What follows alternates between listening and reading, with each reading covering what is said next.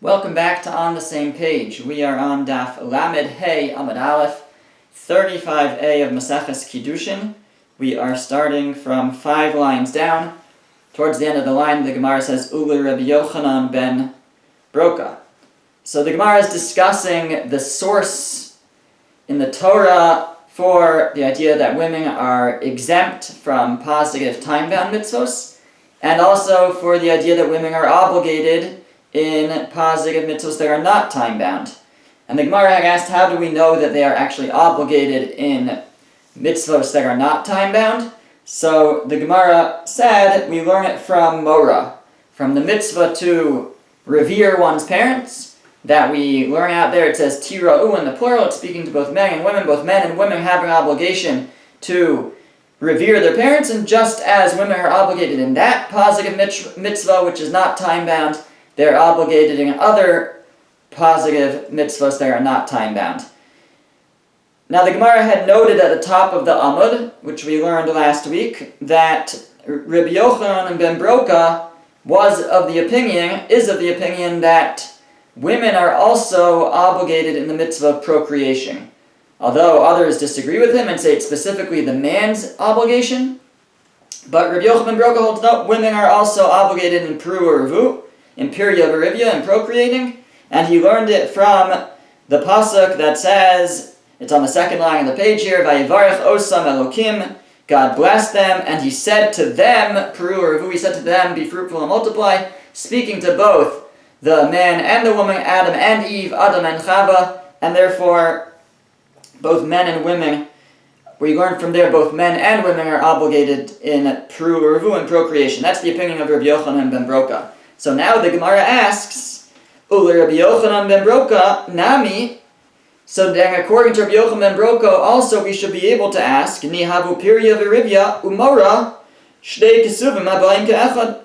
So it should come out according to him that we have two sources for the idea that women are obligated in positive mitzvahs that are not time-bound. One is Mora, as we mentioned, to revere their parents, and number two, to procreate. And if there are two sources, so then that should be a problem, because we have a rule that we learned last week that Ein Melamdin, we don't learn from something, we can't extend out, extrapolate out from an idea, a concept, which the Torah teaches us twice, because once it teaches us the second time, it's no longer necessary. That wasn't necessary. If we were learning it from the first time, why does it have to say a second time? That actually limits it. So that was the rule we learned last week, that Shnei Kesuvim Abayim Ke'echad Ein Melamdin, that when you have two psukim, two verses teaching me the same idea, then you can't extrapolate out beyond those two verses. So if we have two verses as sources that women are obligated in specific positive time-bound mitzvos, then that should be limited to those two. So according to Rabbi Yochanan ben Broka, from where would we know that women are obligated in all positive, not time-bound mitzvos? So the Gemara says, no, we could learn from these sources still, even though there are two verses, because those verses are necessary. Tzrichi, we need both verses. If one of them was superfluous, if we could have derived one from the other, then it's extra. And it must be extra to limit, to say it doesn't go past here. This is the only one that's included. But if it's necessary to teach both, then we are still able to extrapolate out from them. So that's what the Gemara says. It says, Tzrichi, no, it was necessary to write both, that a woman's obligated in Mora, to fear her parents, and that she's obligated to procreate. I had to say them separately. I couldn't have derived one from the other. Di'i kasav rachmana Mora, because had the Torah written only Mora, only the obligation that a woman has to fear her parents, V'lo kasa Pirya Verivya, and it had not written the obligation to procreate, and I would have been expected to learn out that just as she's obligated in the positive, not time-bound mitzvah of Mora, of fearing her parents, so too she's obligated to procreate. That's what I would have had to derive. Says the Gemara, I wouldn't have been able to figure that out. Hava Amina, I would have said, V'chiv shua amar Rachmana, that since the Torah says that you should procreate and conquer the land, fill the land and conquer it, So I would have said, Ish dedarko lichbosh im. A man who it's his way to conquer. Men are involved in conquering, in battle. They are included in this obligation. Even though it's not actually talking about war, but it does use that term over there, and it's talking about sort of conquering the world. That's something that's relevant to men. So I would have said that also the previous words, pru revu, be fruitful and multiply, is also relevant specifically to men. And I would have said women do not have an obligation to procreate. Isha de'ein darko lichbosh lo, a woman who it's not her way to be involved in conquering, so she's not obligated in this. So that's what I would have said if it didn't specifically say something that says, no, women are obligated in this, which according to Rabbi Yochanan Broka is when it says, I think from when it says, Vayomer alehem, or Vayomer lahem, how does it say exactly? Vayomer lahem, and God said to them, to both Adam and Chava. So from there, we in the hypothetical, we would be saying, what if it didn't say Vayomer lahem? What if it just said, and God said, be fruitful and multiply and conquer, fill the land and conquer it. So I would have said, he's only talking to the men. Only the men are obligated. And I wouldn't have learned it from Morah. I wouldn't have extrapolated from Morah, from revering one's parents, and said, just like women are obligated there, they're also obligated here. No, because here it's limited. It said v'chiv shua. It said conquer it. It's only speaking to the men. That's why I had to say, Vayomer lahem, and God said to them, he's speaking to both Adam and Chava, to teach me that this is also this obligation also applies to women. V'i kasa pirya v'rivya. Now let's go the other way now. What if I only said that women are obligated in pirya v'rivya, in procreation? And I was expected to learn there to everywhere else that just like they're obligated in that mitzvah, which is a positive mitzvah and it's not time-bound, so too they're obligated in all positive mitzvahs which are not time-bound. V'lo kasa Morah, and in our hypothetical, let's say it never said Morah, it never said that women are obligated to revere their parents. So, says the Gemara, I wouldn't have been able to figure out that they're obligated in Morah, that they're obligated to revere their parents. Why not? Havamina, I would have said, Ish desipek biyado lasos in. A man who it's within his hand to continue to revere his parents throughout his lifetime, he's obligated in it. But Isha de'ein sipek biyado lasos lo. But a woman who it's not within her hands to do necessarily, maybe she's not included in the obligation. Right? V'kima de'ein sipek biyada lasos. Maybe I would say that since she can't do it fully, she can't fully revere her parents throughout her lifetime, maybe she's not included. Why can't she fully revere her parents throughout her lifetime? So this came up earlier in the previous Gemara back on Daf Lamed Amud Beis, a similar thing, that the idea is that the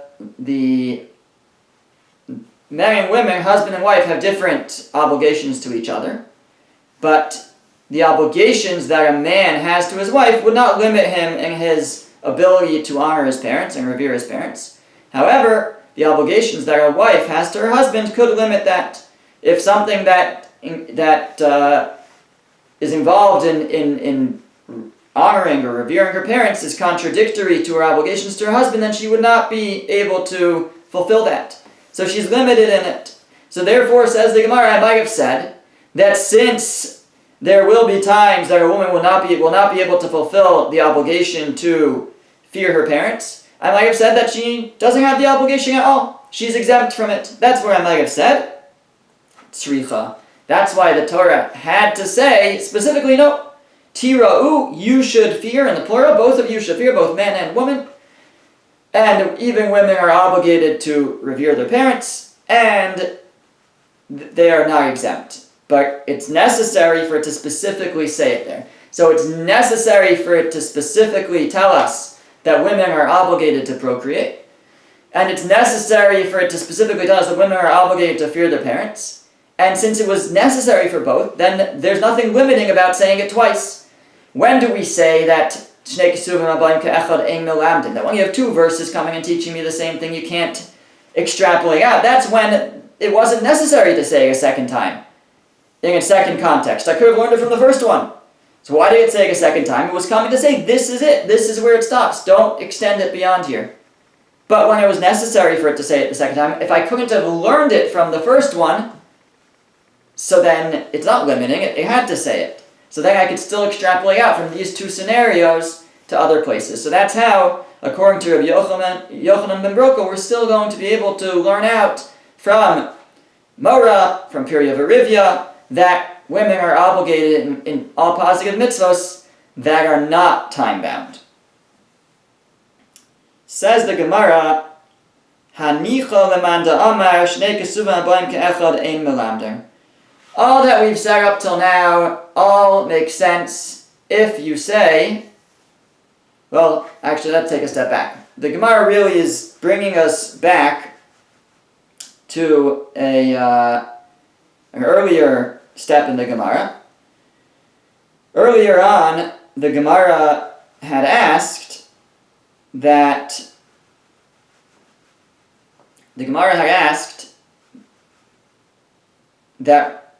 how do we know that women are obligated in positive mitzvahs that are not time-bound? The Gemara said we learn it from Mora, from the obligation to fear one's parents. That a woman is obligated in that, it's positive and not time-bound, so too she's obligated in all positive mitzvahs that are not time-bound. The Gemara asked, well, why are we learning from there? Why don't we learn it from the fact that she's exempt from learning Torah? Learning Torah is a positive mitzvah that's not time-bound. A woman is exempt from it. Why don't we say that actually she's exempt from all positive mitzvahs that are not time-bound? Even the ones that are not time-bound. She's exempt from the time-bound mitzvahs. Why don't we say she's even exempt from the ones that are not time-bound? Because she's exempt from the obligation to learn Torah. Why are we learning that she's obligated in these mitzvahs? From Mora, from the fact that she's obligated to fear her parents. So let's learn that she's exempt from the fact that she's exempt from Torah study. So the Gemara had said that we can't learn that because she's also exempt from Pidyon Haben, from the mitzvah of redeeming a firstborn son. That's also a positive mitzvah that's not time-bound, and she's exempt from that. So she's exempt from, it says twice that she's exempt from mitzvahs that are positive and not time-bound. And so we could apply our rule that it's Shnei Kesuvim Habayim Ke'echad Ve'ein Melamdim. It's two verses teaching me the same thing, and we can't learn from there. But says the Gemara, not everybody agrees to that. Hanicha lemanda amar Shnei Kesuvim Habayim Ke'echad Ve'ein Melamdim. That's good if you hold that if you have two verses teaching the same thing, you can't learn out from there to other cases. Ela lemanda amar Melamdin. But according to the opinion that you could still learn from there, Ma Yikol Lememar. What can you say? How are you going to... We're back to our question. Why don't we learn from Talmud Torah that women are exempt from all positive time-bound mitzvahs? So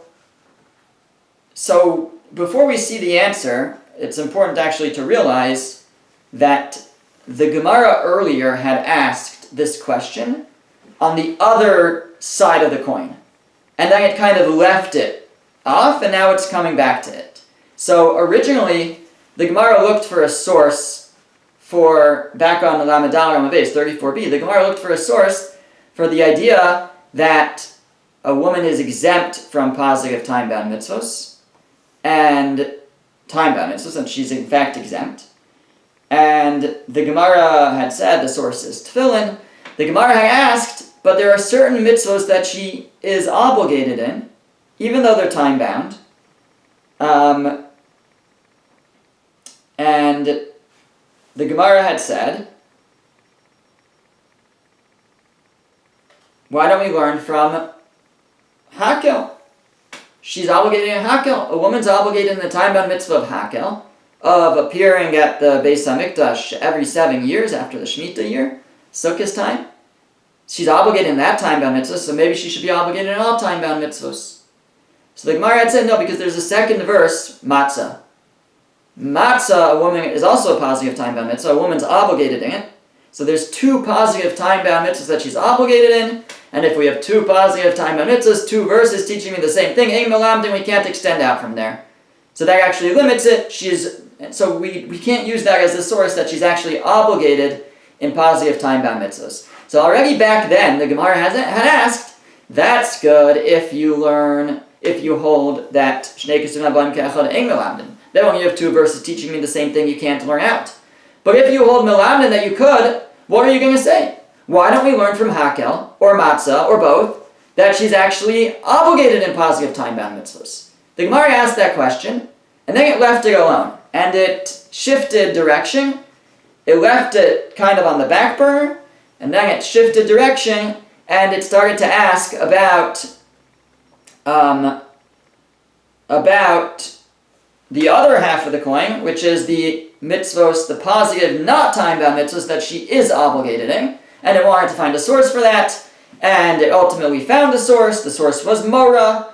The source was that she's obligated to fear her parents. And then the Gemara had said, well, maybe we should learn that she's exempt from the fact that she's exempt from learning Torah. And to that, the Gemara had said, well, actually, we have two verses of cases that she's exempt. She's exempt from learning Torah, and she's exempt from Pidyon Abang, redeeming the firstborn, which is also a positive mitzvah that's not time-bound. So the Gemara said it, Shnei Kesuvim Habayim Ke'echad ein melamdin, it's two verses teaching me the same thing, we can't learn from there. And so we will not learn out that she's exempt from positive, not time-bound mitzvahs. Rather, she's obligated in positive mitzvahs as long as they're not time-bound. And the Gemara now is asking again, that's all good if you hold that you can't learn from two verses. Shnei Kesuvim Habayim Ke'echad ein melamdin. But if you hold melamdin, that you could learn from there, what are you going to say? So it's a question. We're now coming back to the question that we asked last week with regards to positive mitzvahs that are time-bound. How do we know she's exempt? Maybe she should be obligated. And we're also asking it now on positive mitzvahs which are not time-bound. How do we know that she's obligated? Maybe she should be exempt. And so the Gemara is going to give one answer which is going to encompass both ideas. And the Gemara says, Amar Rava says, Papunai yadila l'taima dahamilsa. The Papunai knows how to explain. The guy from Papuna, he knows how to explain it. Says the Gemara, Manu, and who's the guy from Papuna? Rav Acha bar Yaakov. Rav Acha bar Yaakov knows how to explain this. Rav Acha bar Yaakov is going to give a new source for the idea that women are exempt from positive time-bound mitzvahs and obligated in positive mitzvahs that are not time-bound. And this answer is going to circumvent any questions we might have from any specific scenarios where we find otherwise, which would force us to have to bring in the rule of, yeah, but you can't learn from there because it's two verses, and you can't learn from two verses because we're going now in the opinion that you could learn from two verses. So we want to be able to avoid that whole issue of picking out, oh, but why don't you learn from here? Why don't you learn from here? We're going to just circumvent that whole thing. Says the Gemara, Amar Kra, because the Torah says, with regards to tefillin, it says, V'haya lecha la'os al yadecha, u'lezikaron beinenecha. It should be a sign for you on your hand, and a commemoration between your eyes, your tefillin. Why? Says the Torah, Leman tiyeh Toras Hashem b'ficha, so that the Torah of Hashem should be in your mouth. So you should wear tefillin so that the Torah of Hashem should be in your mouth. That's what the verse says. Says Rav Acha bar Yaakov, you have here the mention of tefillin relating to the Torah in general. Huksha kol haTorah kula tefillin. The entire Torah is now being compared to tefillin. And ma tefillin mitzvah saseh she'azman grama. And just as tefillin is a positive time-bound mitzvah, v'nashim peturos, and women are exempt, af kol mitzvah saseh she'azman grama nashim peturos. So too, all mitzvahs aseh she'azman grama, all positive time-bound mitzvahs, women are going to be exempt. So this source is from a hekish. It's from the juxtaposition of two things. That's going to be more powerful than what we call a mematzinu. Mematzinu is, I pick a mitzvah, and I want to extend what I see in this mitzvah to other cases. Hakel, women are obligated in Hakel, maybe they should be obligated in all time-bound mitzvahs. Matzah, women are obligated in Matzah, maybe they should be obligated in all time-bound mitzvahs. Mora, fear, reverence of parents, they're obligated in that not time-bound mitzvah, maybe they should be obligated in all positive mitzvahs that are not time-bound. Or Talmud Torah, learning Torah, they're exempt from learning Torah, so maybe they should be exempt from all positive mitzvahs even if they're not time-bound. So that's mematina, that's looking at one thing and trying to extend it to other places. Here, Rav Acha Bar Yaakov says, I have a higher level drasha, I have something that is a more powerful, more authoritative type of drasha, and that is the hekesh, the comparison of two things juxtaposed with each other. And since tefillin is juxtaposed with the mention of kol haTorah kula, of all the Torah, l'mantia Torah Hashem b'ficha, tefillin is supposed to teach us about all the other mitzvahs. But not just from a memotzino, not from this idea that, oh, I have a mitzvah, let me compare it to others, but from a hekesh, from the juxtaposition of tefillin with the mention of the Torah in general, the mitzvahs in general. And that's what we say, so just as tefillin is a positive time-bound mitzvah and women are exempt, so too with all mitzvahs, women are exempt from positive time-bound mitzvahs unless the Torah makes an exception. And says the Gemara, and from the fact that the Torah has to specifically tell me, take what you learn by tefillin and extend it to the rest of the mitzvahs. From the fact that it has to specifically tell me that women are exempt from positive time-bound mitzvahs, I can deduce to mitzvahs asay shelo azman grama that positive mitzvahs that are not time-bound, nashim chayavos, women will be obligated. So, says Rav Acha Bar Yaakov, this is going to be the source for everything. The source for it all is the juxtaposition. Now again, this is only necessary if you hold that shnei kesuvim habayim ka'echad melamdin, that when you have two things coming together, you can still learn out from there. That's what's creating issues for us. That's why we have to turn to new sources. We can't just rely on the old-fashioned memotzino, just taking from one place, applying it to the other, because there's contradictory memotzinos. However, says Rav Acha Bar Yaakov, I have a way around all that. I have a hekesh.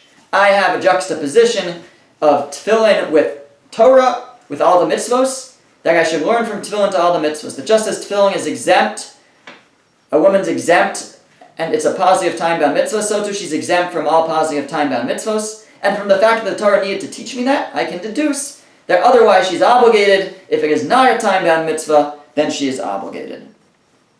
Says the Gemara, Hanicho leman damar tefillin mitzvah sasei shazman grama. That makes sense if you hold that tefillin is in fact a positive time-bound mitzvah. That could be our source. But that's a machlokas. That's actually debated. Elu leman damar tefillin mitzvah sasei shelo azman grama. But according to the opinion that tefillin is not a positive time-bound mitzvah, ma'ikol lemeimar. Then what are you going to say? You don't have your drasha anymore. You can't learn this hekesh anymore. This whole hekesh, this whole juxtaposition was relying on the assumption that tefillin is a positive time-bound mitzvah that I can now extrapolate from there using the hekesh to all other mitzvahs. But if it's not a positive time-bound mitzvah, then I can't learn from there. So what's going to be the source? Again, we have a Mishnah that says it's true. Women are exempt from positive time-bound mitzvahs. So what's the source? Says the Gemara, Man shamas leida amar tefillin mitzvah shelo azman grama. Who is it that we've heard? Who is that opinion? Who is that the one who takes the other side and holds that tefillin is a positive, is not considered a time-bound mitzvah? Rabbi Meir. That's Rabbi Meir. B'savar la, and it's okay because Rabbi Meir holds shnei kesuvim habayim ka'echad. He holds of the concept of Shnei kesuvim habayim ka'echad. Sorry, or we can say that it's Shnei kesuvim habayim ka'echad, or we could say that it's two verses coming to teach me the same thing. B'chol shnei kesuvim habayim ka'echad ein melamdin. And any two verses that come and teach me the same thing, I can't learn from. So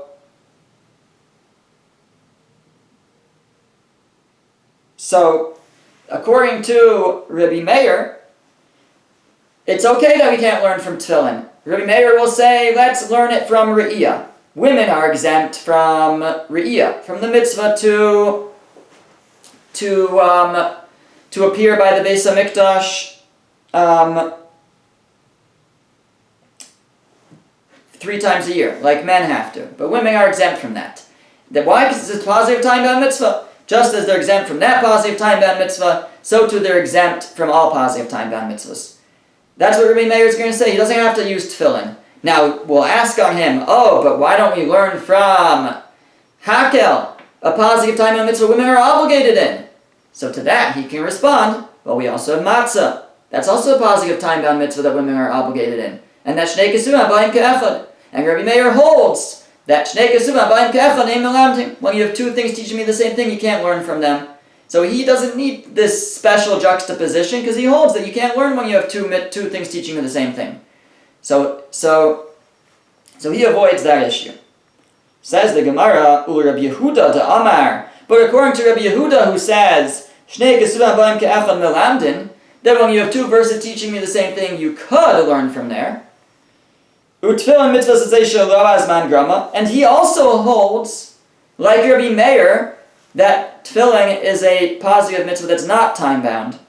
So now, ma'ikol ne'emar, what are you going to say? So Rabbi Meir we were able to solve. We were able to, even though he holds tefillin is not time-bound, and it can't be our source to exempt women from time-bound mitzvahs because it's not time-bound, but he doesn't run into the issue of learning, of the ability to learn from 2 verses that teach me the same thing.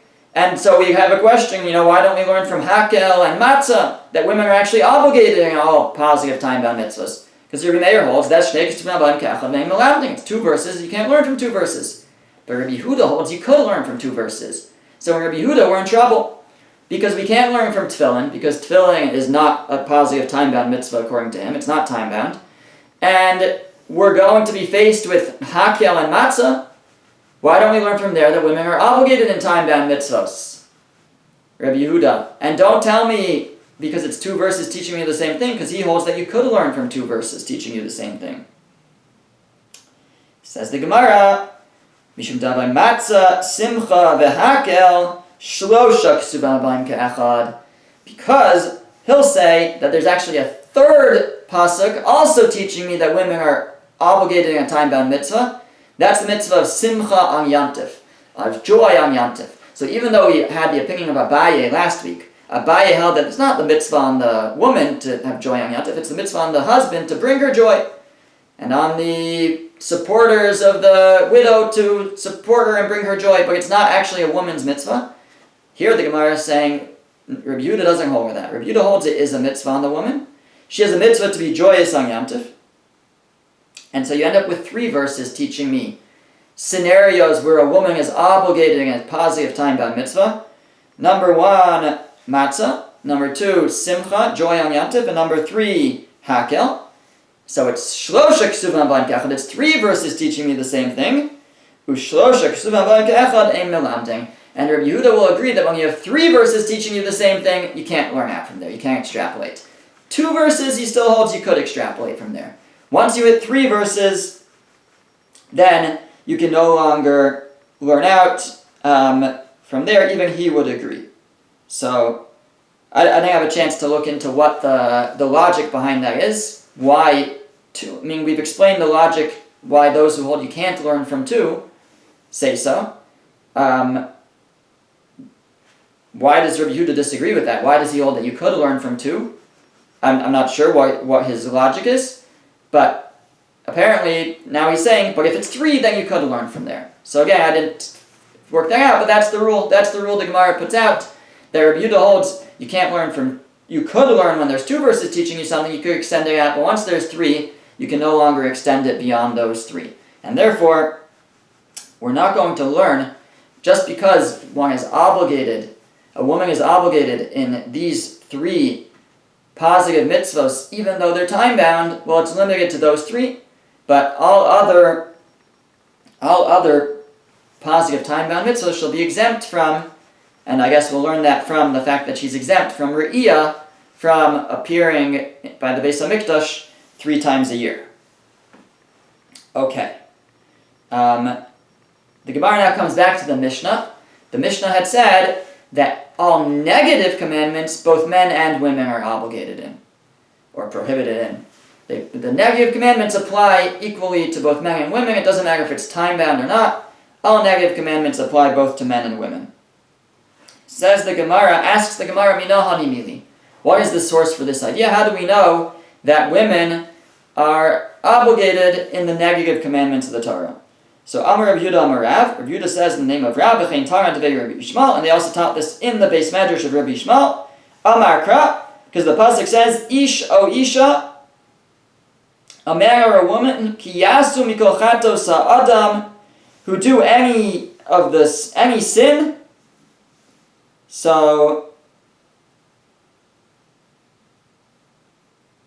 the Gemara, the pasuk will then go and tell you what their atonement is if they sin.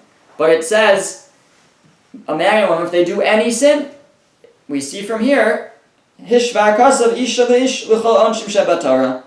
We see that the Torah equated men and women to all punishments in the Torah, all negative commandments.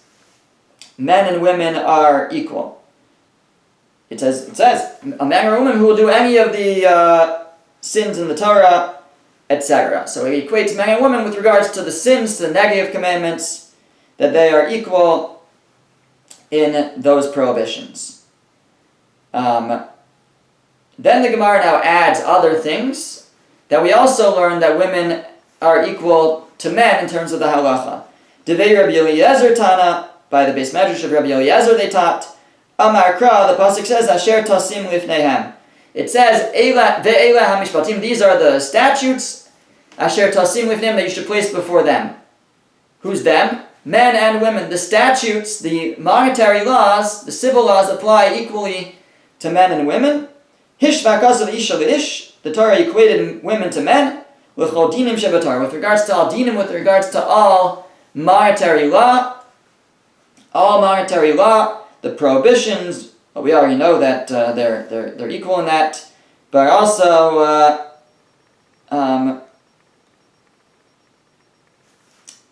all the rights, etc. So if somebody damages them, that person's responsible. All these things, the tort laws, apply equally to men and women, because it says, Asher tasim lifneihem, these are the mishpatim, these are the civil laws that you should put before them.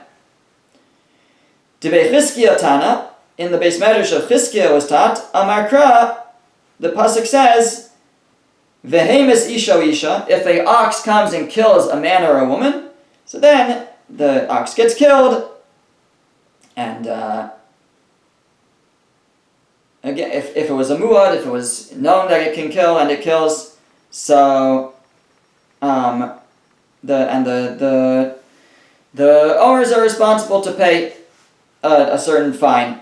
So there, with regards to a man or a woman being killed, again, hishvakasav isha leish, the Torah equated men and women to men, l'chol misos shebatorah, for all misos, for all things related to being killed, whether, in other words, the same punishment will apply if an ox kills a man or a woman, the same punishment will apply if a person kills a man or a woman. Men and women are equal when they are, in terms of being a victim of a murder.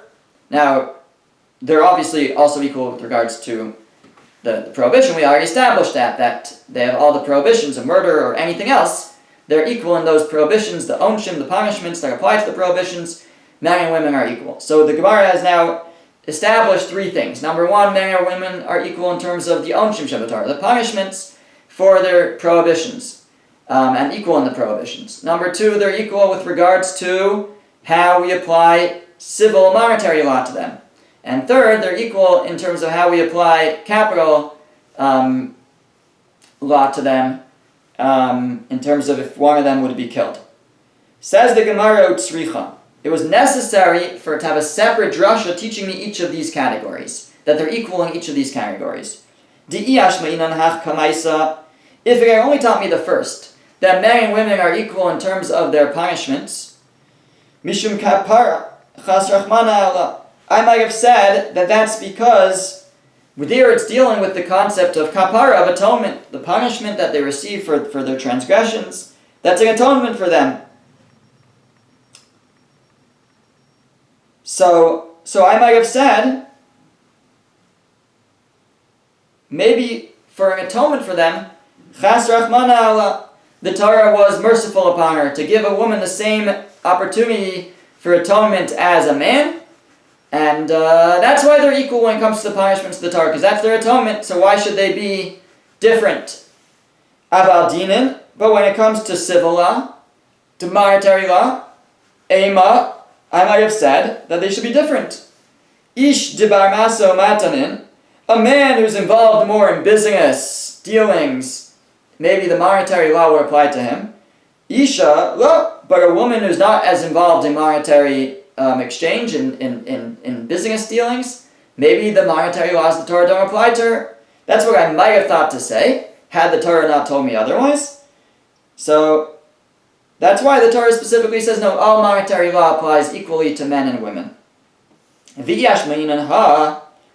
if the Torah only told me that monetary law applies to her, mishum dechiyusai, I would have said that's because that's her life, that's her livelihood. If monetary law didn't apply to her, she would have no life. People would rob her, she would rob others, and nobody would have anything to do with her. So there's you can't live that way. You can't live without having monetary law apply to you. So maybe if the Torah had said that monetary law applies to women equally to men, or have said specifically monetary law about kofer, but when a woman gets killed, ema, I might have said, in this case, if a woman gets killed by an animal, I might have said that we should treat a murdered woman different than a murdered man. This is what I might have thought to say. And I might have said, we're on the top of the next page, ish debar mitzvos, in a man who has all the mitzvos applied to him, basically, in the Torah. Maybe the laws of kofer, kofer is when the animal gores a person, that the animal gets killed, and the owners pay a fine. So maybe I would have said that applies if it was a man that got killed. But isha lo, but maybe a woman's different. Maybe for a woman, since she has fewer mitzvos, maybe the standard is different for her. That's why the Torah had to say no. Torah said no, we treat them equally, and there's no differentiation there's no difference between whether it's a man that got killed or a woman that got killed, exactly the same. And if it had only taught me this last one, about that we treat them equally when they're killed, mishum de'ika ibun neshama, I would have said that's because there's a loss of life here. Chas rachmana las, the Torah was merciful and treated a woman equally to a man when it comes to murder.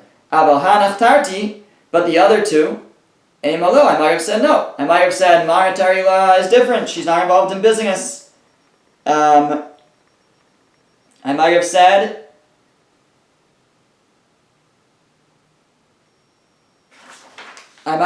that when it comes to an atonement, maybe it's different. Maybe she doesn't get the same punishments. Maybe they are different. Maybe it's very specific to ibn neshama. I might have said only when there's a loss of life, that's where we equate them. But in other scenarios, other areas, no. Tzricha. That's why it was necessary to teach all three. It was necessary to teach that men and women are equal in terms of the punishments for their prohibitions, and their prohibitions are also equal. All the prohibitions apply to both men and women.